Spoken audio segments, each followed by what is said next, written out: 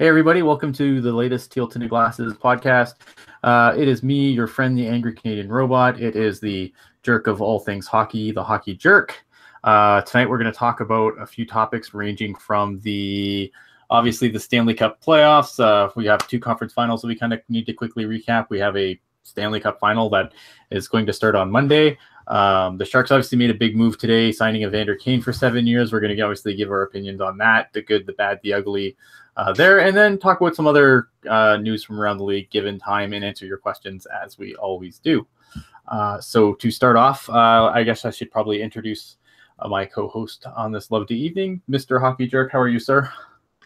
If you're looking for somebody to talk about the salary cap for 45 to 70 minutes, this is your place to come, because I guarantee you it's going to come up.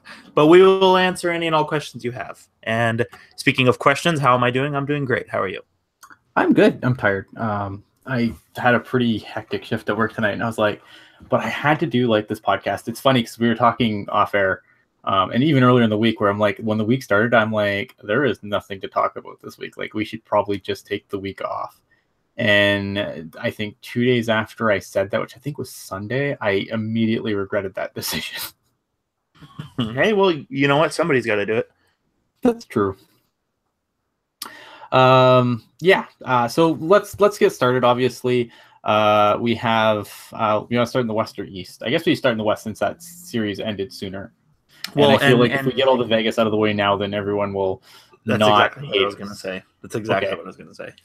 All right, so let's start with the Winnipeg Jets losing in 5 games to the Golden Knights. One, I did not expect it to happen so quickly.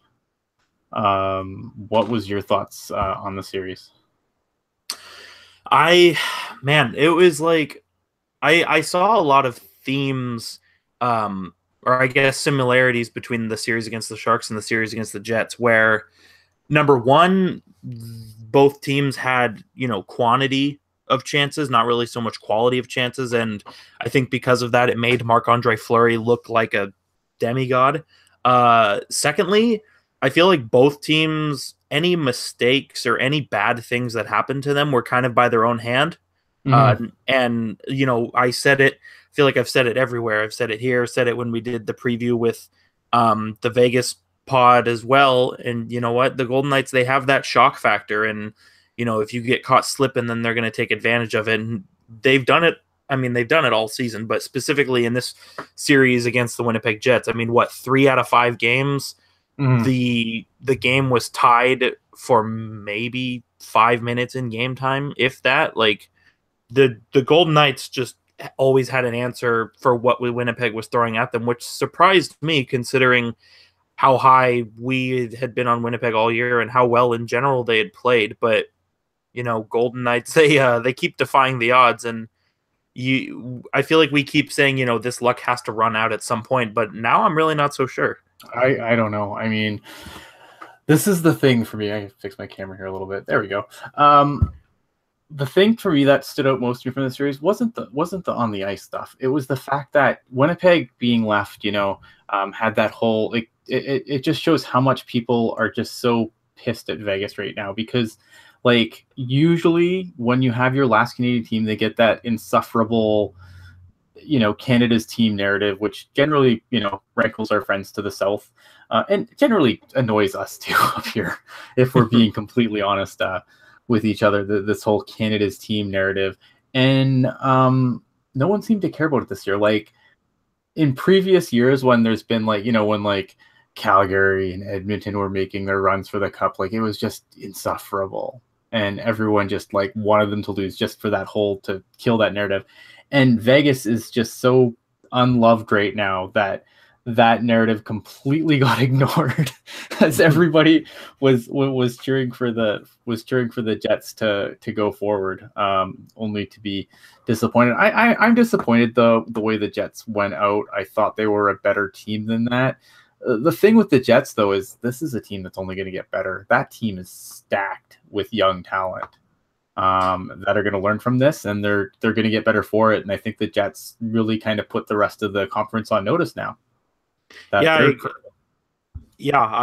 with you there, especially when you you look at their core guys, the guys who are playing a lot of the minutes. I mean, Mark Scheifele is 24, and Yeah. Mark Scheifele's 24, and he's a superstar, and Nikolai Ehlers and Kyle Connor and Patrick Laine, these guys are all, almost as good, if not as good, and they're much younger than Mark Scheifele, who by no means is Mark Scheifele ancient, The but grizzled veteran Mark Scheifele. the grizzled veteran at age 24. So, and we for as long as we've been, podcasting, we've identified the goaltending as a problem that Winnipeg needed to address, and Connor Hellebuyck came in and did that. And it's something else I've been very critical of is their defense, but their defense played really well all year too. I mean, obviously Big Buff can take over a game by himself, and then you had Tyler Myers, who I thought had a really good year, and surprisingly good. Yep. Trouba, Morrissey. I mean, and these guys are all young. I think I could be totally wrong on here, but I think Bufflin is the only one who's remotely close to 30 or even over 30, and it's just they're so good for how young they are, and like you said, they're gonna be giving that division fits for years to come, especially when you've got the big dogs of the division, Chicago, who's in a decline, and I would argue the same thing could be said about St. Louis as well, and we know how Dallas is. So I think this is really Winnipeg's chance to come in and rattle off some Central Division titles. The one thing I'll say about the Blues, though, and just from watching like the OHL playoffs and the Memorial Cup, and like the Blues have some nice pieces coming up. I don't think they're all going to be like super ready right away, but I would not be surprised if they can get some, guys like Jordan Kyrou, if he can make the jump quickly. But the Blues might jump back up a little bit quicker than people expect with some of the kids that they've got coming up. Absolutely. And I mean, you mentioned Jordan Kyrou, and they've got, I mean, I don't know where his game is going to be, but Robbie Fabry is still sitting in the wings. Right.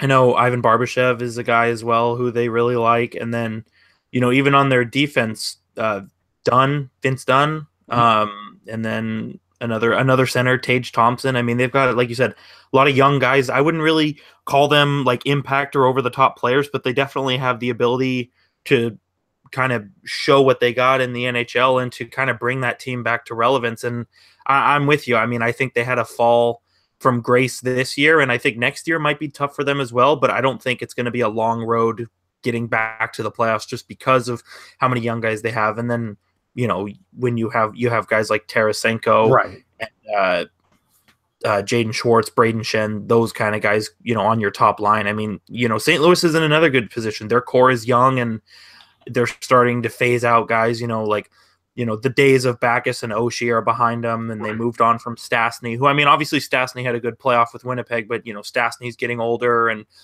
Jay Bomeister is a guy who's getting older, same with Alexander Steen. So I think we're going to see with St. Louis what we saw with San Jose the last 3, 4, 5 years, where it's kind of that transition to youth and kind of moving on from older players, but at the same time, you're still keeping competitive. And that Central Division, like it seems like every time a team slips, another team slides right in.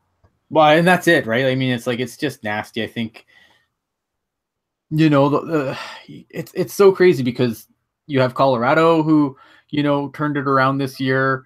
I mean, it's really like I try to look at the Central. I'm like, who is the bad team in the Central? And like I come back to like the Wild, like that, and that's not exactly a terrible team.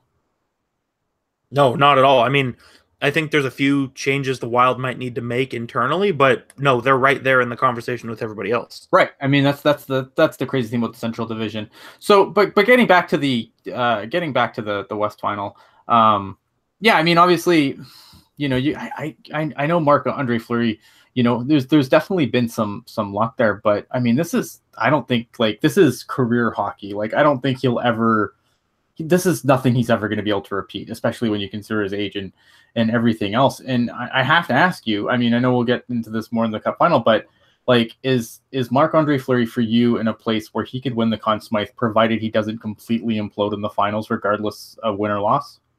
Absolutely. Especially I mean, you go back to that series against the Los Angeles Kings. I mean, okay, Marc-Andre Fleury had a 970 save percentage. But you look at Jonathan Quick. Jonathan Quick's save percentage was also in the 940 range as well, which shows. I mean, it shows how well Jonathan Quick was playing as well. And then even you come into that San Jose series as well. Like I said, the Sharks had a lot of chances that weren't so good, and Fleury was there every time to bail them out. And you had guys, you had Marchessault, who was playing really well in that series. But for all the talk about Wild Bill Karlsson this season, I don't really feel like he was, putting his name into people's minds on a regular basis in that second round series. And no, I didn't think so. And, Marc-Andre Fleury, without Marc-Andre Fleury, I mean, there's no doubt in my mind they still go to the playoffs without Marc-Andre Fleury, but I don't think they get past the Sharks without Marc-Andre Fleury. And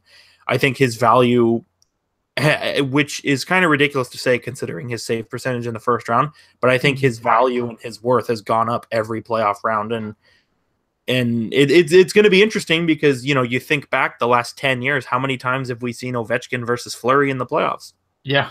It's funny too, because you look at like you said like with, I don't know what I was trying to say now. But like with Marc-Andre Fleury, like, it's so funny because like there's so much. I mean, and we're all guilty of this to some extent as hockey fans.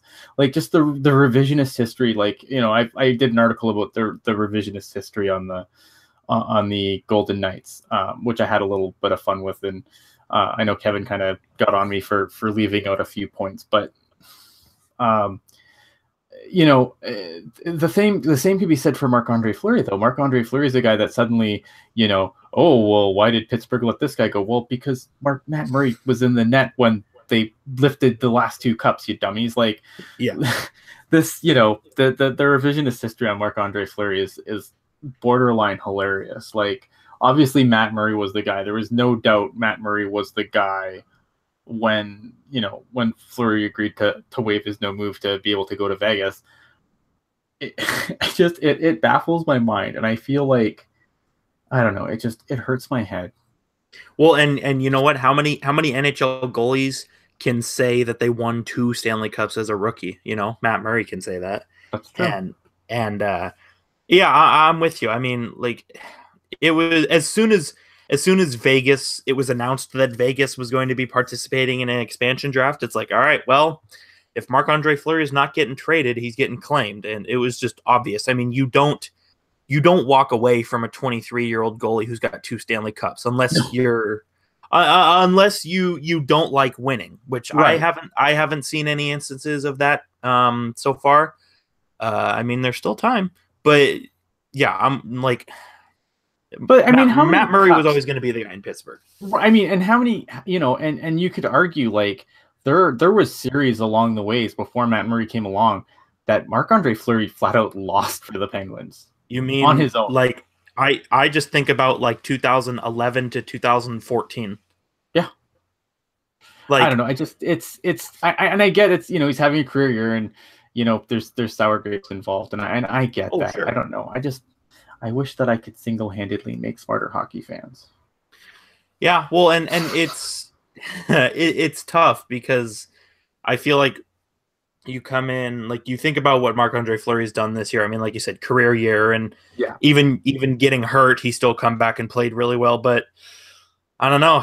You remember how many times in the playoffs after that 2009 Cup where he lost the net? Yep. Like, it's I feel like all of that bad stuff just gets forgotten as soon as guy does really well. Does really well, and it's always hindsight. I mean, we've seen, like we joke. Like I said, we're all fans. We all joke about this. How many times have you or I made a joke, or anyone on Teal Town as well? Post-Teal syndrome. Like we've all used that phrase at one point or another. Like we're all guilty of it. Don't get me wrong. But I just, sometimes it's just frustrating when it becomes this narrative. I hate narrative. I've always, I've always said that the key to getting to Marc-Andre Fleury in the playoffs is to just show him a calendar. That's true. As soon as he sees April, he's like, what am I doing? What am I doing? Oh my God. All right, so let's look at the East final, which went to 7 games. Capitals, man. Capitals pulled it. I was worried about the Capitals for a moment there. They got out to a good start, and then it was like, uh-oh. But yeah, I mean, the Capitals came out. Braden Holtby, I mean, that guy started the playoffs as not even the starter. Sits in the bench while Grubauer starts, and now he's going to the Stanley Cup final. I mean, what a story that is. There's a lot of great stories. I think that story is getting overlooked a lot and obviously with the Vegas thing, it's going to happen. But I mean, that to me, that's the great story. I mean, I feel like this whole playoff run for the Capitals has been a really great story. I mean, like you said, Grubauer starts those first two games and they lose them both. And then, you kind of, the first chapter of this narrative, if you want to break it down like a book, I mean, Holtby comes back in and they rattle off 4 straight wins. Mm-hmm. Ovechkin's a player in it. Chapter 2, they finally beat the Penguins. Ovechkin's a player in it. Yeah. And then you come into round 3 where, you get up 2-0 against the best team in the league, if you ask me, and slip on the next 3. And then game 6 and 7, I mean, Holtby puts up 2 straight donuts. I mean, like, that's one hell of a story. And now you're going to the Stanley Cup final. Second time in franchise history, first time in the Alex Ovechkin era. And correct. And if the Capitals can beat the Golden Knights, like the team that everybody's fallen in love with the past 8 months, like that would just put a bow on this whole story of the Capitals. And you can even go back to the beginning of the year. I mean, prior to this year, 2 straight division titles, 2 straight President's trophies, 2 straight second round losses to the Penguins. And mm-hmm. a lot of people internally in the Caps, players, management said, our window's probably closed. We probably missed our best chance. Lose out on half their top 6 is gone. 2 of their best defensemen gone. Mm-hmm. And now they're further than they've ever been in the Alex Ovechkin era. Like you said, it's one hell of a story that's just been so much fun to follow. And I think because of that, you're kind of hoping that the outcome is, favorable for them. Emma Hackle in the chat asking a very good question. How the hell does Tampa not score in 2 straight? Braden Holtby. Yeah, I think Braden Holtby's a part of it. I think also I was reading something today about the way that because a lot of people are obviously getting on Stamkos for his Game 7 performance, but they pointed out the way that he is deployed when the team is behind rather than when they're even or ahead. Mm-hmm. And his deployment really obviously hinders his production. And I'm not saying that John Cooper is going to be on the hot seat here. I just think it was an interesting article about how that John Cooper basically wasn't doing Stamkos any favors by the way he's deployed when they're behind a goal.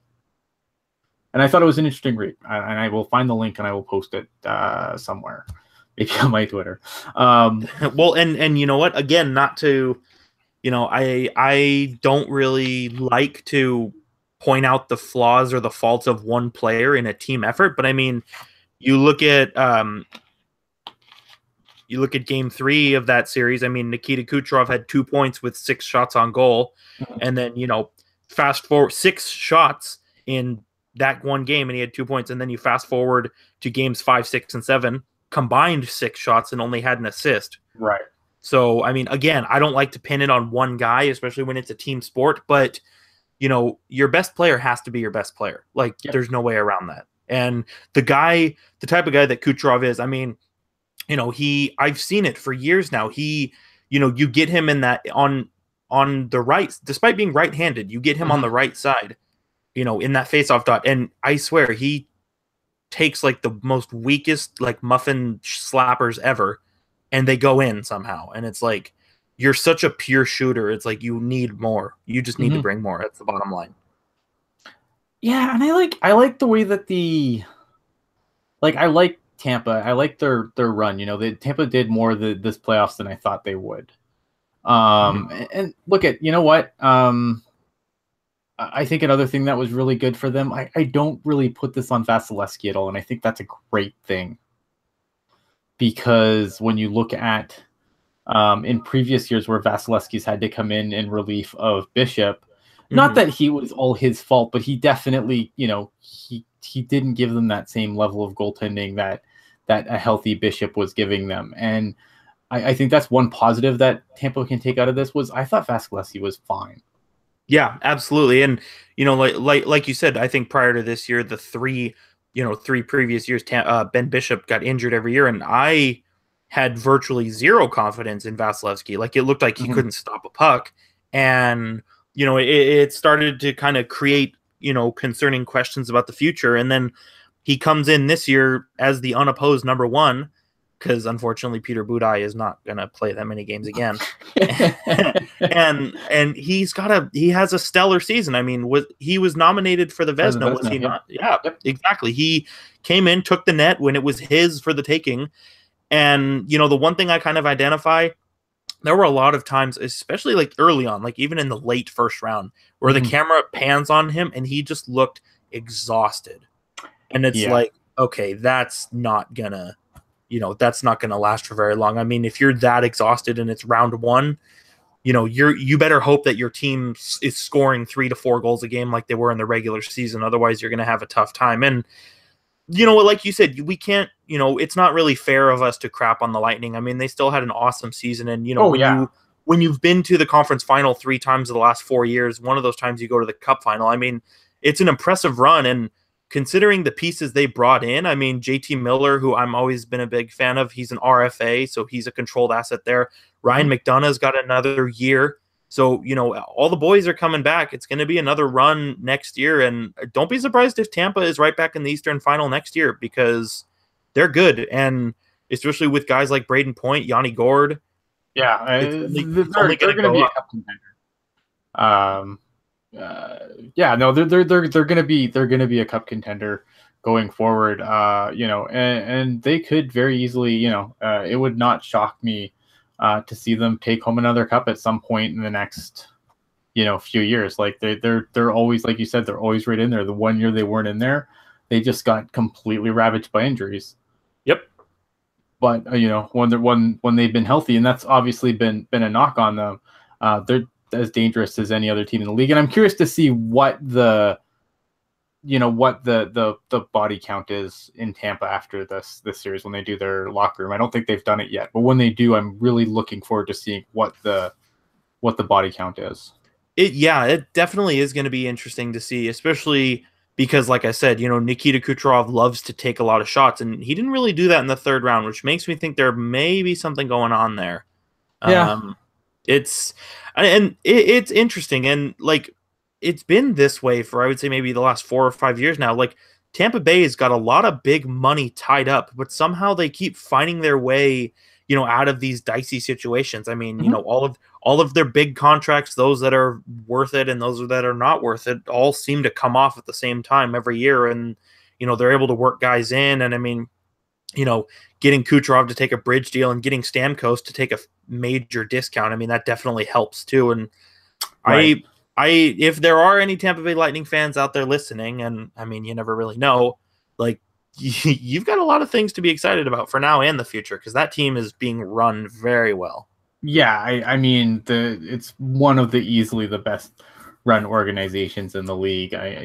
Top 5 easily, maybe even top 3. If you're looking for a counter argument to the old boys club needs to die, look at Steve Yzerman. Yeah. I mean, 0 management experience before this job. Well, I mean, he had that whole Team Canada thing, but I mean, it's Team Canada. Well, yeah, but I mean, that's, Team Canada is easy. You're just like, okay, all the best players, names out of a hat here. Yep. Oh, dang, we have to have John Tavares on our 4th line. What are we gonna do? Oh, crap, this is the worst. Canadians sucks.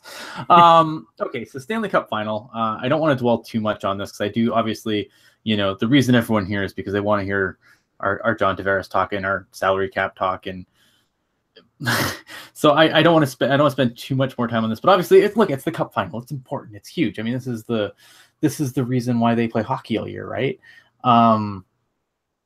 What, in your opinion, what are the keys for either side to win? Like, what do you think has to be, what has to happen for Washington to win, and what would have to happen for Vegas to win? And if Vegas wins, do we just shut down the league? So for Washington to win, Braden Holtby needs to continue to play the way he's played the last few games, because, like I said, 2 straight games with a donut, I know he wasn't nominated for it, but that's Vezina caliber goaltending right there, especially in the nitty gritty part of the playoffs, and especially because Marc-Andre Fleury, as far as I'm concerned, is going to continue to play well. You're going to need to make every possible save that you can. And something else, guys named anything except for Ovechkin need to start doing more. Like, you saw. I know Backstrom is hurt, but he kind of turned it on when he came back from injury. Burakovsky, who widely was reported that he was having, confidence issue, scores 2 goals last game. That's huge. Speaking as, I'm not going to say that I'm a pro or anything, but even in beer league hockey, you put that puck in the net and you're feeling good, And I think Burakovsky's confidence is through the roof. And, the supporting cast all year, Kuznetsov I still feel like flies under the radar despite how good he actually is. And I haven't hated Tom Wilson's play now that he's kind of curbed the dirty hits a little bit. Right. And, you've got their defense is probably like the most unknown decor in the league, but they're very solid. You've got Juice, Madison Bowie. I don't know if he's played every game, but I know that's a name that's been up and down a little bit. And then, obviously Niskanen, John Carlson, those kind of guys. So it's just for Washington, it's going to need to be a team effort that starts with goaltending. And for the Golden Knights, just keep doing what you're doing. Marc-Andre Fleury's playing well. You've got that explosive surprise factor going for you. You get the puck to, Carlson or Marchessault or the real deal James Neal, and it can be in the back of the net without even a look. And right.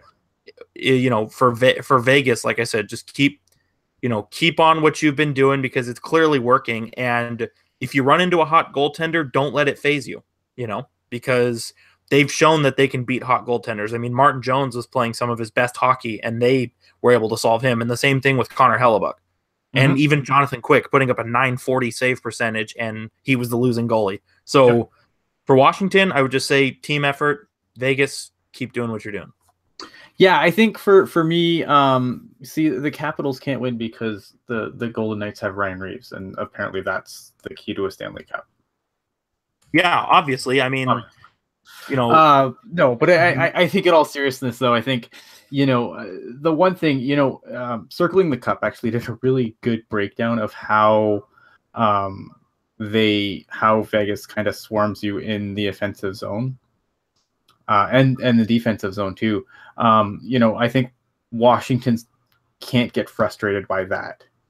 And obviously they can't get frustrated by a goalie who's been playing, like I said, easily probably the best hockey of his career. I don't think Marc-Andre Fleury is ever going to be able to replicate this. Marc-Andre Fleury is obviously going to be a big key to their success. If Marc-Andre Fleury can keep playing the way he has, you have to like Vegas's odds. But Washington, look at you've got a guy like Ovechkin that's playing like he's 10 years younger. And I think that if they can't contain him and they can get him loose, and I agree, other Washington players are going to have to step up. But if the Golden Knights, aren't able to contain Ovechkin, and Ovechkin can keep playing the way he's playing, and he just keeps having this, basically this fountain of youth that he's fallen into, maybe drunk and full of vodka, walking one night, fell into a fountain of youth. But if you can't stop that enthusiasm, geez, man, this is going to be such a great series, and I really don't have I really don't care who wins, and I mean that completely honestly. Like, if Vegas wins, I'm over it. I don't care. They're already in the Cup final. Like, if they win, that's the worst. But I don't know. I don't care. As long as I think it's going to be just like a hell of a series. And I think one of the things that really bothers me the most is about this whole, Vegas doesn't deserve to be there, blah, blah, blah. It's like people talk about the Stanley Cup like you're waiting in a movie theater line for tickets. Yeah. Like, you don't get your fucking turn to win the Stanley Cup. You win it or you don't. There's no it's what about these other teams that haven't had their turn? Well, then they should fucking win their series and get there. That's how you get to the Stanley Cup final. Yeah, it like all these other teams, like Washington and like St. Louis and Vancouver, who have been around forever and have no cups. It's like, maybe just be better. You know what I mean? Maybe, yeah. Maybe just be better. And and look at, I mean, I get Sharks fans are salty, and I don't want to tell people how to fan, but I mean, they beat our team to get there. It's not like we can be like, oh well, if they would have played us, then we would have fucking taken care of business. Like, I don't know. I don't want to beat this to death, because I know I spend far too much time probably antagonizing people that listen to me for whatever reason. I just I just want to see a good series. I'm over. I don't care who wins at this point. I might be kind of annoyed if Sharks East wins, to be honest, because Sharks West hasn't yet.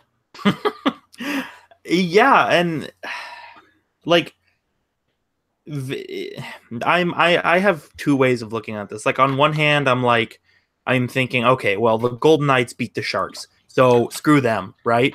But sure. At the same time, like, you can't sit there and tell me, even though we both picked them to suck, I'm gonna say it, we both picked them to suck. Absolutely, we did. But you can't look at that roster on day one of the season and tell me that they don't have a chance at the playoffs, because they do. Like, yeah. They did. I mean, they have, they had a lot of good players on that team, and they still do. I mean, guys who flew under the radar, but, guys who were always good. And for some reason, their teams still decided to get rid of them. But Capitals, at the same time, like, I said the last time we did a show that I predicted Tampa Bay was going to beat Washington, but I also said that if Washington can beat Tampa Bay, then the emotional high from that will bring them past the Golden Knights or the Jets, whoever won. And I still think that's true. I mean, you saw, first of all, Ovechkin scores the game-winning goal 2 minutes into the game. Of course, you don't know it's the game-winning goal, but of course, who else? It's Alex Ovechkin from that same spot that he's been hitting them in the last 13 years, and nobody's figured it out. 13 years, that's the part that blows my mind. Like, I mean, I can't even believe it's been 13 years. That like, remember when he was a kid? Yeah, I do. I feel like it was yesterday, and like my own kids were kids yesterday, but I don't know where the time goes. I didn't even have either of my kids when Alex Ovechkin was the rookie. Yeah, and you look at his reaction when they went up 3-0. Like, there's still 10 minutes left in the game when they go up 3-0, and Ovechkin is on the bench. He's hugging guys, he's shoving them, he's got a big goofy smile on his face. Like, he knew. He knew that it was the culmination of a long road of crap. And I think whatever injuries he might be dealing with, and I know he was getting really frustrated against Vasilevsky as well during the third round, but like I said, that emotional high and that confidence boost trumps everything else, because if you're feeling good, then you're going to play good. All right, so we should probably get to the main event. Obviously, John Tavares, that would be even a better main event. Evander Kane, sorry. I quit. Evander Kane signs a 7-year, $7 million AAV deal, $49 million in total, if my math is correct, and it might not be. It's late. Obviously, this was a huge thing. Like, the thing is, like, when Doug Wilson made this trade, it seemed like Evander Kane was always in the long-term plan. So this doesn't really come as a shock to anyone. I don't think it should anyway. What initially were your thoughts when you heard the numbers? And obviously we have the modified no trade clause where he can pick 3 teams where he wants to go. What was your thoughts when all the details came out? It was something that the Sharks had to do, because you go back to the deadline and Doug Wilson said, we are not trading for rentals. Right. And then he trades for Evander Kane. So it's like, okay, is he a liar, or is Evander Kane not a rental? And I don't really think calling your team's manager a liar works so well. So, okay. So evidently he is a part of the long-term plan, like you said. But, with how well he meshed, and I know that he's never hit 60 points, right? And he's 26, and all this other drama and whatnot. But you know what? A lot of guys don't play their best hockey until they're 26. Right.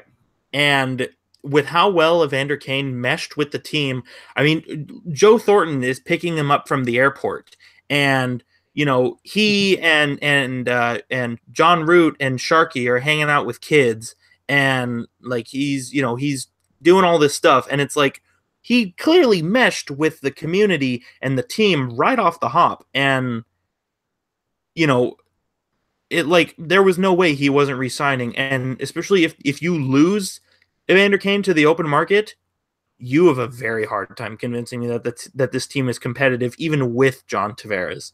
Like, Evander Kane brings so much. He brings goal scoring, and he frankly he brings a physical element that I thought the Sharks were lacking a little bit. I agree. Yeah, and it's a perfect fit, and I know the price tag it's scary, and it scared me a little bit when I first saw it, when you consider that there are higher scoring players making less. However, at the end of the day, it's still something that had to be done. And not to name any names, but I feel like there are individuals who don't consider roster moves, trades, guys getting let go, salary cap going up. So I feel like you just have to assume that there's a plan, right? And one way or another, it's going to work out. I wrote about this today when it happened, and you can find that article on Teal Tinted USA.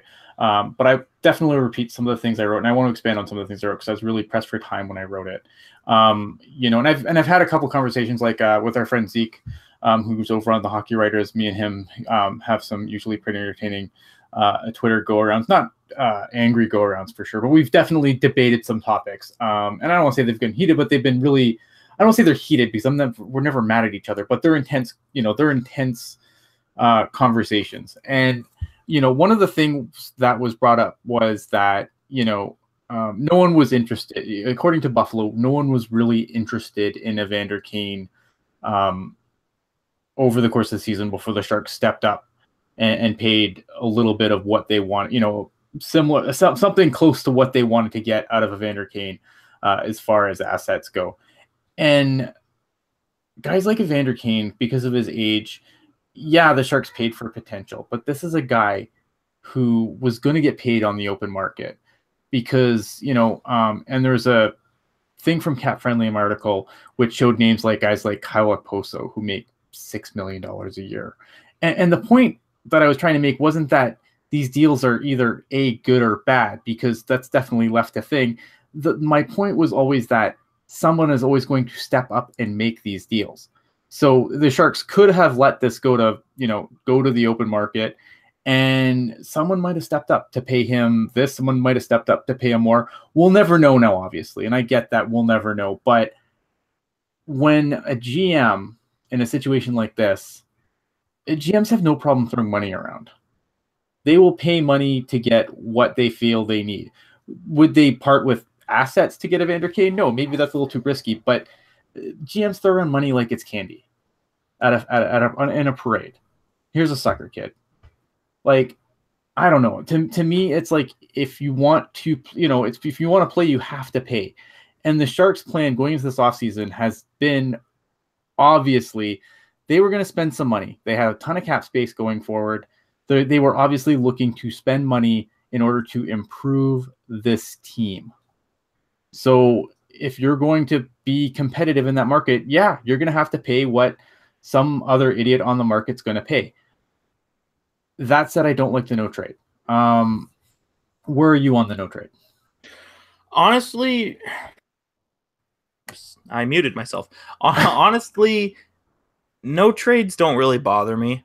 Like, rarely has it ever happened where, I mean, at least in the modern era, where a player is so much of a dick that they say, oh, you're not trading me. I'm staying here and being a problem. You know what I mean? Right. Like, rarely has that ever happened. And, I just don't understand. Like, especially a guy like Evander Kane who said that he wants to be a winner and he feels like he's a winner. If it ever a hypothetical scenario came up where he would be traded, why would he ask to be traded to, say, a team that's worse than San Jose just to be spiteful? You know what I mean? Mm-hmm. Like, I just don't believe that that's how people are. And even then, like, say the deal goes sour, whatever. There's an upcoming expansion draft to consider. I mean, who knows? We may get to the next CBA and the NHL is like, we need more compliance buyouts. That's always an option. And there's a solution for everything, you know? Mm-hmm. And somehow, some way, like I said, I think this deal is going to surprise a lot of people. And you know what? KM says is in the chat as well. A first, a fourth, and Danny O'Regan got us a 26-year-old 50 to 60 point guy with term. Sounds good to me. Dude, 100%. O'Regan, if O'Regan was a third line mainstay, I would have been surprised. And now I love Danny O'Regan. He was one of my favorite players to watch with the Barracuda. But the NHL potential long term anyways was just not there. Fourth round picks can be recouped like, you know, like water. Like you just go to the kitchen and get some. It's easy. And a first round pick, I mean, yeah, the first hurts, but with how poorly the Sharks draft in the first round, doesn't really cause problems for me there. And even then, let's say hypothetically the Sharks draft a guy with that first round pick who becomes what Evander Kane is now. Okay, then you just bypass 2, 3, 4, 5 years of development and you've already got the finished product. Right. No, and I agree with that. I don't like the no trade because here's the way I've always looked at a no trade is it's something that you do to bring down the dollar value. And I feel like the dollar value for Evander Kane's already a touch high at 7. Mm-hmm. So I don't know, like, if you didn't give him the no trade, like, how much higher is that dollar value going to be? And I think just from that perspective, I don't like it. I agree that generally players aren't usually douchey with their no trade clauses. And, you know, if Evander Kane does become an issue, because I think, Evander Kane has had his issues. And yes, he was totally fine in the couple of months that the Sharks were, you know, up to the playoffs and in the playoffs. And he never really caused any trouble in San Jose that we know of. You know, is that going to continue? God willing. I hope so. I mean, I don't want to, but as much as I don't like the idea of just, you know, tearing down a guy based on something that I'm not privy to, like, at the same time, though, you have to at least keep it in the back of your mind that, look, this could happen, right? Like, we could end up with an off-ice issue, you know, that's hopefully, you know, with, you know, teammates similar to Winnipeg and not other off-ice issues that he's faced. Obviously, we don't want to see any of that. If that happens, then guys like me look really douchey because we've supported Kane. We've given him a chance to be a different player here. But you have to keep those things in the back of your mind, obviously. And to me, having that much control over where he could go if something really sours him on us, or he sours on the team, or the team sours on him, like, it just seems really, it's already a gambling contract. You're already gambling on a player getting better. I just feel like you've really pushed all the chips in here. Well, and you know what? I think, like I said, I think the Sharks had to do it. I mean, you know, they when they, you know, let go of Patrick Marleau, and they, you know, put guys like LeBanc and Meyer and Tierney and Sorensen in the lineup, you know, they were able to shove the window back open. Yep. And if you're Doug Wilson, you need to keep the window open. Right, because you said you won't rebuild. So obviously, if you're not going to rebuild, then you have to go. Go ahead. You know, I don't like to pull this card, but, you know, there's a reason that he gets looked at the way that he does. Yep. And I can let everybody infer as to what that reason is. Yeah, that's definitely a part of it. I mean, yeah, I don't disagree there at all.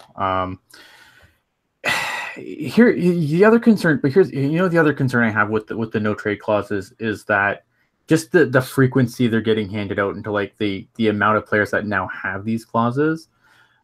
Obviously, you know, look at the Sharks want to lock up their core and they want it locked up for a long time, but holy cow, like, there's still a part of me that's worried about becoming Chicago without the Cups. Right. Like, you have, like, who has, I'm just going to go over who has these clauses, right?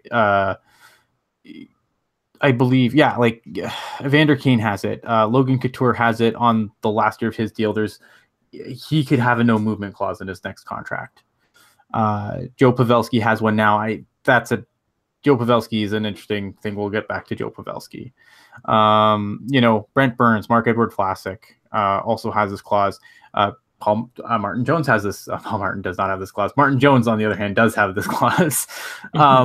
It gets a little scary that, like, because some of these guys, like, you're gambling a lot on players that are, getting into the later years of their career. I don't know. It's concerning. I think Sharks fans have the right to be concerned about that a little bit. Absolutely. Yeah, I mean, like, it is concerning. Like I said, you see that dollar amount, you see like what long-term prospects the team does have, and it's scary to think about, especially if it blows up in Doug Wilson's face. But like I said, you've got to consider that there's a plan, and I think there's room for optimism here. I mean, he's only 20. For sure. I'm not trying to be a big down. Like, I'm not trying to be a Debbie Downer. No, absolutely. And like I said, I think there's room for optimism here. And you know what? I don't remember if I said it off air or on Twitter or where, but you know what? 11 of the last 12 years, the salary cap has gone up. Yes. And the same thing was said about two very different players, Evander Kane and Connor McDavid. But the same thing was said about Connor McDavid, how he was overpaid, and dude put up 108 points. So, you think about where the salary cap is now and where it's going to go. Like, especially, I know earlier in December, the salary cap was projected to rise $7 million. Now, if that were the case, then Kane's contract would literally be moot. Correct. So it's like, from what I remember reading, bare minimum that it's going to go up is $3 million, which is a hefty increase compared to the last couple of years. And I think that's going to work in the Sharks' favor. Now, something else you have to keep in mind, if you go on Cap Friendly, you'll notice that Max Latunov and Dylan Gambrell are both listed on the active roster, which will not be the case, at least in my opinion, on opening night. So Gambrell, I don't know. I could see it. Gambrell maybe. Absolutely not. Gambrell maybe. But what I'm saying is you're going to get savings there. And I've been beating on this drum forever. But Chris Tierney is not getting paid more than $2 million. Just saying. Like, I see people saying that they expect Tierney to get 3 years, $3 million per. And I'm like, sir, have you watched this team the last year? Like, no, that's not happening. If that happens, oh my God, if Chris Tierney gets anything more than $2 million AAV, I will, like, eat a shoe. Okay. Like, right. You can write that down. We'd have to bring you out of witness protection, though. Otherwise, we're just going to hear shoe eating sounds, and that's not really cool. We need to see the shoe eating. You know what? I'm committed to my cause. All right. You heard it here first. Oh man, Phantom 0044 says they will also eat a shoe. You know what? Porters, boom. There we go. Does everybody want to volunteer to eat a shoe? Because I mean, you know what? Team effort. I don't eat a shoe, but I'd be very surprised. I think that's the one thing. I think this is the one question that's been asked a lot. I know I've been asked it a couple times. I've seen Kurz obviously been asked it like 100 million times because, well, I'm not Kevin Kurz. I'm just a guy who podcasts from his office. But the question is now obviously is there enough cap space to get John Tavares? I mean, is there enough cap space that we don't have to lose Hurdle? Is there enough cap space that we can pay, Chris Tierney $5 million? See, and the thing is like, I'm not even so sure that Hurdle gets $5 million. Like, I know he had a good year last year, but the first year of that bridge deal wasn't super exciting. Yeah, but he has arbitration rights, so that's going to make things interesting because an arbitrator will look at last year and he'll get paid. Yeah, I mean, you have to hope for the best, I think but the Tavares thing, I think the thing is that people don't realize. Yeah, they can totally still sign John Tavares. Oh, absolutely, like. Now a little bit of a long story, but just basically, how many years has San Jose been looked at as under the radar and not getting enough attention and all of this stuff? All I've heard about where John Tavares might go, it sounds like he's interested in a place that's not in the limelight. Now, correct. I'm not pretending like I'm his agent or anything. But if you really want to go somewhere, you'll make it work. Mm-hmm. And the for all that's said about GMs who bend over backwards to accommodate players definitely will bend a certain way to accommodate the team they're going to if they're really committed to it. I mean, how many stories do you hear of guys leaving money on the table to go play somewhere else? Right. And I was never really convinced that John Tavares was coming to the Sharks, but if he did, like I said, you being Doug Wilson, don't just go into this, okay, we'll, NHL 18, okay, hit sim, let's see what happens. Like, no, right. the seeds for this plan have been planted for at least a year. Like, something's got to give. And to answer the question, is there room for John Tavares? Yes, there is. And, I've never really been into buyouts. I think that they're an absolute last resort. But you know what? A guy like Paul Martin, if you buy him out, it's a very, right off the hop, you're getting 50% cap savings this year. Mm-hmm. And next year, yes, it's going to cost you an extra $1.9 million. But like I said, that could be your cap increase. Exactly. Like I said, cap is increasing from this year to next year. And you know what? Next year to the year after, it's going to increase again. So, it's... And then there'll be a lockout, and then there'll be compliance buyouts. There you go. Compliance buyouts. We're going to buy out Evander Kane, obviously. But that's it. Like, for me, like I've always cautioned people, because I feel like in Shark circles that there's been far too much when we sign not Evander Kane, sorry. I can't even get either of them straight. There's been too much when we sign John Tavares and not if we sign John Tavares, and I feel like people have kind of set them up for a little bit of a letdown there.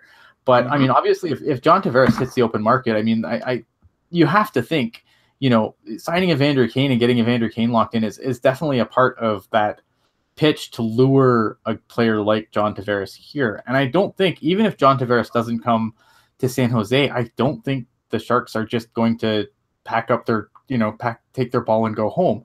I think they're going to be talking to the JVRs. They're going to be talking. I think Paul Stastny is definitely a guy that they would have to look at this summer, because they're going to need help down the middle, I think, depending on what they do with Thornton. And Thornton's like, everyone keeps saying, well, then Thornton can't come back. I would not be shocked to see Thornton take a $1 million deal to be here for one last kick at the can. If the player's like, this is a guy who took $8 million last year, he's gonna have no problem taking, whatever the team needs him to take to come back. Yeah, exactly. Well, and you know what? I like that's the type of guy Joe Thornton is. And like I said before, if you want to make something work, you'll do whatever you can. Mm-hmm. And I think Joe Thornton getting $8 million last year, I think that was a favor by Doug Wilson. Absolutely. And he took, he was not, I don't want to say grossly underpaid, but the deals that he took, the $6-7 million deals, he could have rung the bell more than that on the open market. Someone would have paid Joe Thornton, $8-9 million on the open market if he ever hit there. Yeah, exactly. And I think too, he even said he would take less money to make it work. And you know what? What's stopping you? I know it would get a little dicey, but what's stopping you from, like you said, 1 year, $2 million, and then you throw him a signing bonus or a performance bonus? Right. I think the other thing too is, like, even if they did sign Tavares, like, obviously that's going to be a long-term deal. It's going to be a lot of money. I don't think it doesn't, in my opinion, affect things this year. Like, I think that the Sharks could do everything they want to do this year. It's going forward where things would get dicey. It's going to be making decisions on a guy like Joe Pavelski that are going to be a little bit uncomfortable, making decisions about a guy like Justin Braun. And you're going to have to hope that, and some of these other players' names that, you'd probably have to, probably pass on. Maybe Jonas Donskoi doesn't get another deal. Maybe a Melker Karlsson doesn't get another deal, and they're just replaced by by cheaper kids in the system. Now, obviously, that's a little bit scary because, I mean, there's a lot of kids that I really like in the system, but, you know, are they, the Sharks don't have an Alex DeBrincat just waiting to come in. You know what I mean? Like, they don't have, they could have, you're right, but they don't have that type of player in the system that can come in and just, you know, come in on the cheap and just kill it. Well, you know what? I think it has to be said that it doesn't appear that doesn't appear. No, that's fair. Because you never know. I mean, you never know. Was Joe Pavelski supposed to be a 40-goal scorer? Probably not. Probably not. No. I draft all my 40-goal scores in the 7th round. I don't know about you. Obviously, that's why we're trading Tim Heed, isn't it? Right. Yeah, so I don't know. I mean, when I look at the cap, I still think that the Sharks can do everything. What are they going to do? I don't know. I mean, you know, I think they very much look at Hurdle's going to get signed. Couture is going to get an extension. Like, none of these things are gonna change, in my opinion, and they don't change whether you know, John Tavares comes, and they certainly don't change now that, you know, that Evander Kane signed. Like, Evander Kane is not going to cause us to have to walk away from Tomas Hertl. That's just not going to happen. If that happened, I think there would be riots in the streets. Yeah, I guess. I mean, I would come on and probably use a lot more profanity than I normally do on a show. What would you eat it do? I don't even know. What would I do? I don't know. I mean, there's the Sharks have not really upset me to that point in a long time, so it's I kind of dare them to do it now just so I could see how I'd react. No, I don't. No. Give Chris Tierney too much money and then I'll react. That can be undone. Walking away from Tomas Hertl will be stupid. But yeah, I mean, I think but my point being, of course, is that all the fear about what's going to happen next, I don't think it really affects everything. I think everything that the Sharks need to get done, that I have plenty of room to get it done still. Yeah, absolutely. And like you said, it seems like the Sharks always get themselves into this spot where it's like, okay, you know, everything, like the world seems like it's crashing down, and then all of a sudden, you know, things sort of get fixed. I mean, you know, you talked about not bringing back Malcolm Karlsson, not bringing back Jonas Donskoi. Those guys are replaceable, you know. Absolutely. I mean, Joe Pavelski would be a tougher one, I think. Yeah, Justin Braun would be a tougher one. But thing is, you with a guy like Joachim Ryan, you theoretically have his replacement in the wings. Mm-hmm. And KM says Tierney getting traded to the draft. You know what? I could see it. There was a show a couple weeks ago where I kind of speculated, you know, why not, you know, Tierney and even maybe Dylan DeMello, why not capitalize on their good year and see if you can get something of value, you know? Well, I mean, especially with DeMello, I mean, you have to make a decision. DeMello or Tim Heed, you have to make a decision there. Yep. The Sharks have to, unfortunately, walk away from one of these players. And I'd be sad to see them walk away from Tim Heed, but I get it. It's a business. Uh-oh. Fan for me, my son's moving around. There is a child. Uh-oh, here he comes. Hi. The newest member of Teal Tinted Glasses. Hi, buddy. I'm going to get him in bed, and I will be right back. Yep. For me. Sounds good. I got you. All right, Wheel. It is me sitting by myself because there are some dad responsibilities that are needed to be attended to. Now, those in the chat, this is the perfect time. If you have something that you're just dying for me to talk about, let me know. Throw it out there. I'll talk about anything. Players, teams, leagues, concepts, whatever. Let's see. Who sits in the press box between Bergman and Middleton as the seventh D-man? Honestly, Rob, I'm going to go with neither. I would not be surprised if the Sharks go out there and find a cheap seventh defenseman who has some NHL experience as opposed to pulling a defenseman from their farm. Now, I personally like Middleton more than Bergman, but I still think that he could stand to use at least another start in the American Hockey League just to help him graduate. to the NHL level. Why you think about Eagles next year in the AHL? I think a lot of it has to do with Vegas coming in. I think the AHL wants to have an equal number of teams to the NHL, but at the same time, from everything that I've heard, it sounds like the Eagles have had some really good seasons in the ECHL the last couple of years. So maybe it was good that they get to move up. They get to play in a league that's more fit to their level of play. Michael Kempney, you know what? Not opposed to him as a seventh defenseman. He played really well with Chicago. Played really well with the Capitals. I could definitely see him being an option. Who would you want on your team, Pete Dunne or Adam Cole? You know what, race fan rocks? I don't really watch NXT a whole lot, but Pete Dunne, UK champion, I could, you know what? I'll ride with that. Cheryl says, I don't see Bergman at the NHL level. I agree. I think he struggled at the AHL level, so kind of tough to project anything there. Hot take, trade Burns. I wouldn't trade him. I would more fire him to the sun and hope that he, can turn into like Daredevil and get like heightened senses when it comes to playing defense. I mean, I think that's the big thing there. Do you think Utica will move to Abbotsford? I could see Utica move anywhere that's closer to Vancouver, to be honest. I mean, you consider all the NHL Pacific Division teams have close AHL teams except for Vancouver, so it's definitely something that can be seen. I've literally been like rapid firing through people's questions. That's okay. What do we have?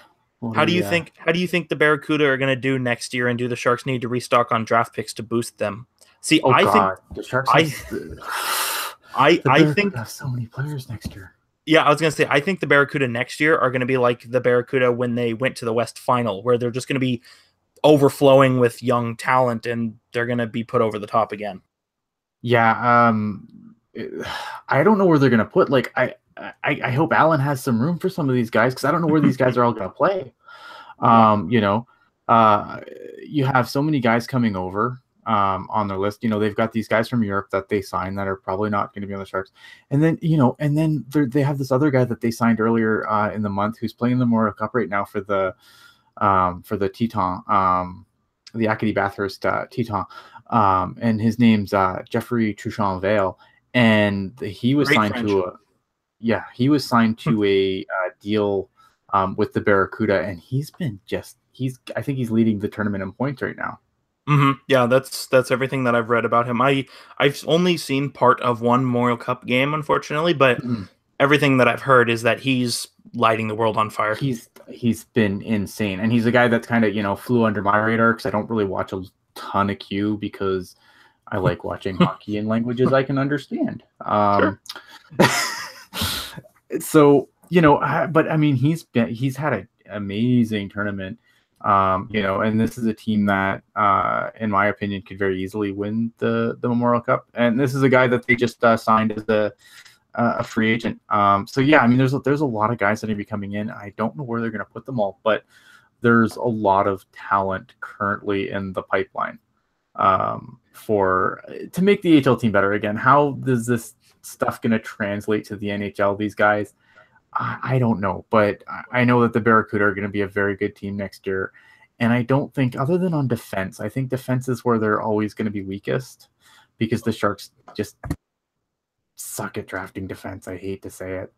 But they just, they don't suck, but their defensive pipeline is definitely leaving something to be desired. I shared in the chat, I just want to make sure I have the right person saying it. Yeah, like Cheryl saying, she doesn't see Bergman as an NHL player. Neither do I. Nick DeSimone, who's a guy who I've been incredibly complimentary of, had a step back. It's just, yeah, I mean, I like Jeremy Waugh, but there's injury concerns there. Middleton's okay, but again, as an NHL guy, I'm not sold. Yeah, I don't know what to make of their defense, and their defense is going to be weak. But I think if Bebo can have the season that he had last year, and the offense is, as good as I think it's going to be, this Barracuda team should be, is going to do some fun stuff next year. Yeah, they're definitely going to be exciting to see. I still think the defense is a little bit of a project, Mhm. but they're the key word there is fun. I mean, I think Bebo's going to give them good goaltending, and then that offense is going to, in my opinion, that offense is going to score at will. Yeah, And they're gonna win a lot of 6-5 games. yeah, I don't know. and I mean, and again, that's maybe not giving enough credit to Bebo there, but yeah, mhm. they're going to be fun to watch. I think this year was a little difficult to watch. The first year was obviously incredibly difficult to watch, um, but I liked a lot of the pieces. Like if you just look at it as the Barracuda as just the Barracuda, there's a lot to like there. How much of that's going to translate to the NHL? I don't know. Like that's where I'm concerned, right? It's that because obviously you want the HL team to be fun, because they're in the town and people like to go to the games and I like to watch them, but uh, their role though is to help spit out NHL players, and I'm still that aspect of the farm system concerns me still a bit. Yeah, I mean, and we've seen it before where you can have guys who are just total studs in the AHL, and then they get to the NHL and they're fourth line guys. Hello, Mm-hmm. Ryan Carpenter. Mm-hmm. Hello, Danny O'Regan. So it's going to be tough. You're going to see a lot of guys who, with the Barracuda, they're going to be working really hard and to try and make a name for themselves. And that's the thing. The ultimate goal is to get that call up, because if you can get the call up, Right. then anything is possible. I mean, look at Marcus Sorensen. It took him almost 2 years to arrive, but you know what? I would say besides Hurdle, he was probably one of the Sharks' best players in the playoffs. So Mm-hmm. it's all about just committing. Um, I saw one thing. Mike Nevis said something that I saw that I wanted. What's the issue with Heed? The issue is that Dylan DeMello is better, unfortunately. Um, Yeah, better. Dylan DeMello, he's a better, he's more well-rounded. And he fits. I think that Dylan DeMello fits what they need on the bottom pair better than Tim Heed does. mm-hmm. Tim Heed is unfortunately stuck on a team that already has a Brent Burns. That's exactly what I was gonna say. Like that's the problem, right? Like he's stuck on a team that already has a Brent Burns. You still need to, you want better defense out of that bottom pair than the adventure that was Tim Heed and Brendan Dillon, because it was an adventure at times. Yeah, as far as I just like you said in the chat there, obviously Watt, as far as we know, he's on track. I don't know anything specific about Jeremy Watt and his and his health and his recovery, but everything I've heard is it's on point, but I haven't heard anything specific to that effect.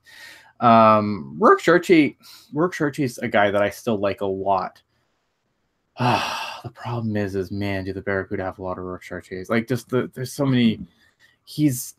I really, really like Rourke Chartier, but I think that Chartier's gonna get pushed by people like Dylan Gambrell, in my opinion.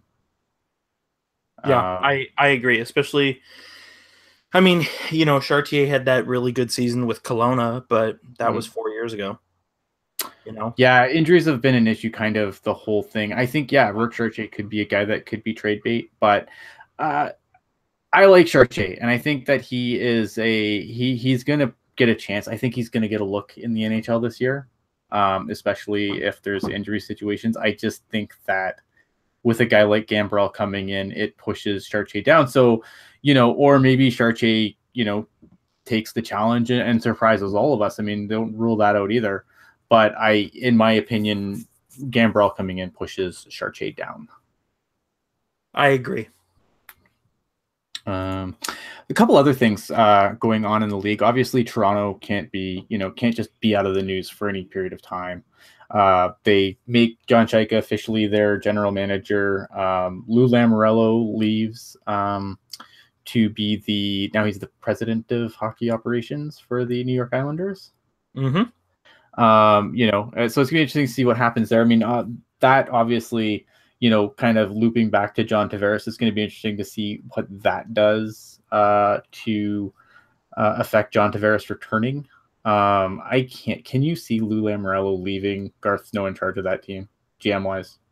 Oh, hell no. No, Especially with the frankly boneheaded moves Garth Snow has made. yeah, Now, like you there gotta have think been that good moves, but there have also been some very poor ones. there's been more. I feel like Garth Snow, yeah, he has done some things. Like there's been some traits where I've looked and I said, "Holy crap, that was Garth Snow!" Like who is wearing Griffin Reinhardt? who? Yes, right, Griffin Reiner, who is wearing the Garth Snow suit today? And then there's been other things where I'm just like, "Oh wow, that's just really really bad." I'm interested to see what Mark Hunter does at this point. Obviously, you know. I think it was the right move for Mark Hunter to walk away from the Leafs or have the Leafs walk away from him. If you're going to give Kyle Dubas the big chair, then he should probably, pick his own guys. And I know they brought in someone to be AGM today. I can't remember the name, but I mean, really, really smart hockey guy was like, a job's good when you get pulled from supposedly Lawrence Gilman, I believe his name is, and he was like up to run the ECHL, like the whole league. And he, now he's the assistant general manager of the Toronto Maple Leafs. And I just think that, when you have a guy like Kyle Dubas, you want to let him do things his way. That's what he was there for. He got groomed basically for this position. I don't know. I'm just kind of rambling now, ain't I? Well, what's your take on this whole Toronto situation? Lamoriello in with the Islanders, Mark Hunter out. Well, I recall reading something that basically said, and it was from the source itself, that Lou's involvement in the Shanna plan was only going to be for 3 years, and then he was going to go out and do other things, and he got hired 3 years ago, so. Right. Kept Shanahan kept his word in that respect, and like I don't think there's anything. I don't think there's more going on here. Like I think it was a matter of Lou just being like, hey, I want to go do other stuff, and Shanahan's like, okay, yeah, we're still tight, whatever, whatever. I don't think it was like the Sharks and Todd McClellan where they mutually parted ways, but it was right. Like, mutually agreed that Todd was getting fired. Like right. Mutually agreed Todd was getting fired. I like that. But so I mean, Lou. It seems like every time Lou Lamoriello is like gonna retire, at least in my eyes, he finds his way into another job. Like when he left the Devils, I thought he was done. Me too. Like he's 75 years old. Like this is my fear in life, right? Like I'm just gonna work until the day I die. Yeah, but like here's my fear, and this guy's gonna do it. But if you do something you love, then you'll never work a day in your life, I guess, right? Exactly. Here's the question: John Tavares likes to grow facial hair. Do you think he'll stick it out? Oh man, I'd leave. He might have to change his number. Lou Lamoriello does not like high numbers. Yeah, there's a lot of interesting things to consider, and I think with that situation with Lou Lamoriello and with Garth Snow, I think we're going to see a situation where Garth Snow is the boss, and I'm doing air quotes, boss. Mm-hmm. But Lou Lamoriello was like, no, you're not doing that. Well, it's the important thing here, too, is to remember is that Lou Lamoriello's kid is the current AGM of the team. Oh, boy. So this kind of reminds me of when Dale Talon was ousted in Chicago. When Stan Bowman conveniently, Dale Talon obviously took the fall for it because he was the GM, but the AGM's the one that generally sends out the qualifying offers, and obviously Chicago under Dale Talon didn't send out qualifying offers, and Dale Talon took the arrow for that one, but makes you wonder. Well, and you know what it means? It means that Garth Snow is being closed in on from both sides. He's got Lou on top, and he's got the boy down low. So I don't know. I mean, like we said, Garth Snow has done a lot of good. I mean, if you have a player or a prospect who's already a bust, and you turn them into a first and a second, that first, which is Matt Barzal, like you said, who's wearing the Garth Snow suit today? But then at the same time, you can look at the Islanders the same way you look at the Detroit Red Wings. I mean, look at how many depth guys have these lucrative contracts. Cal Clutterbuck. Yeah. But it was the best fourth line in hockey. Yeah, and they let Matt Martin go, but you know what? Matt Martin probably would have got a similar deal to that as well. And Yeah. I can't remember I think it's Scott Mayfield, I think is his name. He's like a, maybe a 4-5 defenseman, and he's on like a 5-year deal. Yeah, Rob asked, is Doug Waite's seat hot next? I don't know. I mean, anytime a new GM comes in, obviously that does raise questions with the head coach. But coaches, I think you saw this last year where during the season, no coaches were fired. Coaches are starting to make a lot of money, man. And, those are expensive problems to make go away because contracts in the NHL are guaranteed. Just because you fire a coach doesn't mean you stop paying him. The only reason you stop paying him is because another team decides to pay him. So you're seeing a lot less teams now just hitting the eject button on their coaches. And I think that's going to be a trend that continues as they continue to make more money. Could you imagine if coaches factored into your salary cap? Well, but I think that's the reason why they never will, because that's what keeps the non, you know what I mean? Like that's what separates the small markets and the big markets. The small markets, have to be careful with things like coaching, and whereas a big market like Toronto can just bring in the OJ Simpson lawyer team to run everything. Yeah, and give Mike Babcock a contract that's comparable. You know what? I think Mike Babcock is getting paid the same as Evander Kane. So Evander Kane makes $1 million more a year. Oh, sorry.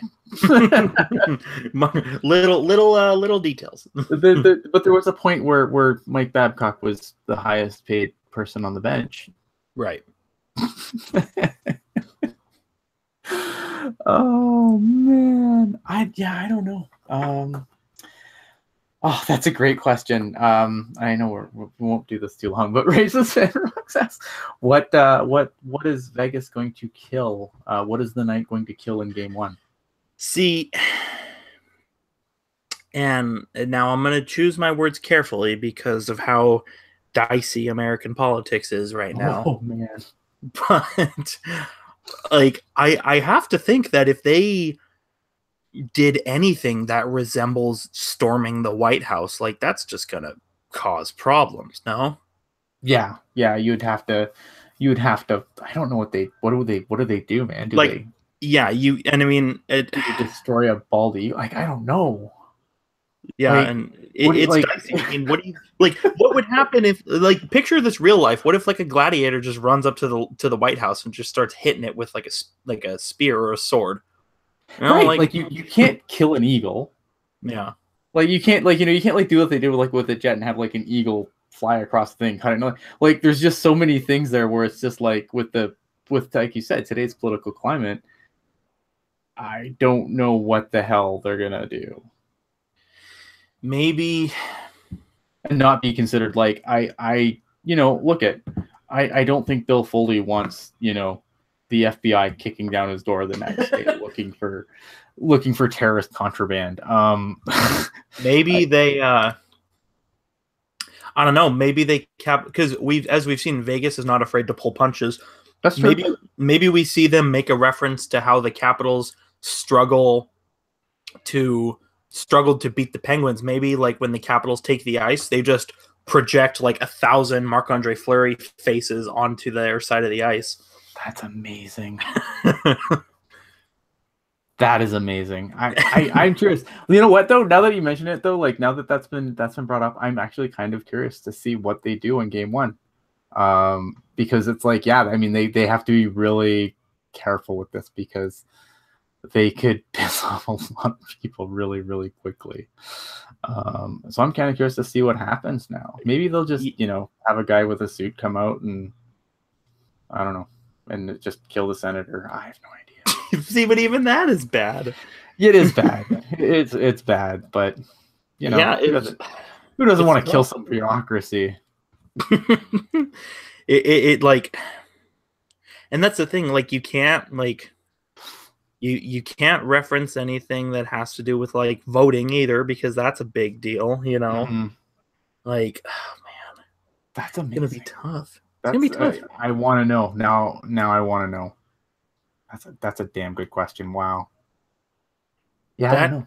Oh man, That's an I don't think amazing we've ever question. been stumped. No, I mean, I honestly, I don't have an answer of what they could do that would not get them in trouble. The only thing I can think, and I think Jay They could have, Clark. oh man, they could have like a congressman, like just having showgirls draped off of them. I don't know. Jay, and Jay Clark says lowercase letters. So maybe what if okay, Are they gonna maybe kill the you alphabet? maybe you project the word capitals in all Mm-hmm. capitals on the ice, and then you have the knight go and like swing his sword at each letter, and then each letter turns into lowercase. I dig it. I mean, yeah, I mean, wow, I don't know. It's tough. It's Somebody's gonna get offended. good. I'm looking forward to it because if there's one thing I enjoy, it's people being offended. I'm kind of a jerk. Hey, that's I my job. it's funny. I know it's your job. Yeah, Cam's laughing. It's gonna be corny either way. Probably. I mean, it's their thing, right? And I'm fine with that. It's funny because when I wrote the Vegas article on Teal Town, I got a DM. I'm not gonna out the person who asked me the question, but it was just like they kind of just asked me like, why would I write something that would just, like, why would I write something intending to piss so many people off? And I'm going to address this quickly on the show. And then we'll probably get out of here because we've been on for a while. I don't do things to specifically piss people off. That would make me a terrible writer because obviously I want people to watch the show. I want people to read my articles. I don't do it to piss people off. Well, what I think I try to do is, even with the Evander Kane article today, I try to be very pragmatic about it. I try to approach, if I can make somebody who is just spitting out a stupid narrative because that's what everyone else is saying, and I can make them stop and think about what they're saying for 5 minutes, then I've accomplished what I intend to set out to do. Doing this, and I think I can speak for Jerk here, I think too. We don't do this to be like your Sharks rah echo chamber. I know it's Teal Tinted Glasses, and I know obviously we're Sharks fans. Look, I mean, look behind me, we're we're Sharks fans, okay? But at the same time, I don't think the show would be very interesting if all we did was just try to blow smoke out your ass about how great the Sharks are all the time, and how certain narratives are just the truth because that's what everyone's saying. I feel like, like, for me, I want to have, like, I like having conversations with people about hockey, whether they're Sharks fans, Ducks fans, Kings fans. I don't care. Vegas fans, I really don't care. I like having fun conversations about hockey. And I feel like if we can bring that to you on a regular basis and, and make you just kind of, I'm not saying everything that you've been told is wrong. I'm just saying that if I disagree with something, I'm a passionate guy too. Like, I'm an incredibly passionate guy. I get very into my opinions. But if I can, make people think just even for a minute about, just challenge their thinking just for a minute. I'm not saying I want to just completely be contrarian because I don't think I am. But I feel like, it's my job. It's the reason why I enjoy doing this is because, one, it makes me have these thoughts and it makes me think about these things because obviously I want to do an interesting show. So I obviously, you want to be able to analyze things from different angles. And I think that, that's what makes this show good. This is why we've had people that have listened to us from day one that continue to listen to us to this day. And I think this is why we bring more people in. So it's not me trying to piss you off. It's just me trying to give you a different angle to look at something from. And if it doesn't change your mind, that's fantastic. I'm not here to tell you what to think. I'm just here to give you my opinion. And if you like it, love it, leave it, hate it, I don't care beyond that, right? Because I have thicker skin than that. If people don't like what I have to say, I mean, they'll let me know, and but I don't think it would make the show suffer, because I think that's what makes the show good. So I know I joke about antagonizing people and stuff, but it's not my goal. It's really not my goal. I appreciate, obviously, look at anyone who takes the time to listen to me ramble on for an hour and a half with Jerk and Kevin, and and reads my articles. I mean, if no one's reading them, what's the point? Obviously, I want people to read them. I just want to make people, consider things from maybe a different angle that they haven't considered them from before, and give you something that's different from everything else that's out there Sharks related, because obviously we have to do things to stand out on our own. But Hockey Jerk's just a jerk, and he'll tell you that. Oh yeah, absolutely. If you disagree with my opinion, or you have a different opinion than I do, then we're automatically not friends. And no, but that's the thing, is like yes, okay, Jerk is in my name, whatever, but like you, I'm just down for a conversation, and if we have different opinions, whatever, like, you've got your reasons, I got my reasons. Like, who am I to say that your opinion on something is wrong? Now, if you're like blatantly wrong, or you're trying to craft my words carefully, if you're appearing ignorant to something, then of course I'm going to say something. But if you say, oh, I don't really think this player works because A, B, C, D, well, you know what? Who am I to disagree with you if you strongly believe that? And the prime example is, I don't want to say I got into it with somebody today on Twitter, but I was having a conversation, about a piece of content. And I said to them, I was like, hey, this, I didn't really like the way this was presented because of, A, B, C. Mm-hmm. And I don't think it really works well for you guys. And they came back and said, this is the angle we're trying to go at. This is how we're all thinking about it. This is our perspective. And you know what, even though I disagree with it, I said, I was like, you know what, I can respect that. That's your deal. Absolutely. Who am I to tell you no? So it's all about just, having conversations and, disagreeing, even though Ian and I agree on like 99% of everything, there's nothing wrong with disagreeing with each other, as long as you're like respectful of other people's opinions and you can have a good conversation. Because, I can't tell you how many times that I've, lit up Drew because he thinks the Hurricanes are making the playoffs, but he's still my friend. And with that, obviously, we need to get out of here, because now Drew's going to come on and yell at us. Jerk, any final thoughts for the show before we bid adieu? Until we'll probably do another show next week, because with the Stanley Cup final starting, and like, hey, we're getting close to the draft, and it's going to be fun. I know, and that's the thing, is even though, and this may ruffle some feathers, but as big of a Sharks fan as I am, as much as I love talking about the Sharks and the Sharks in general, I love talking about every other team in the NHL as much.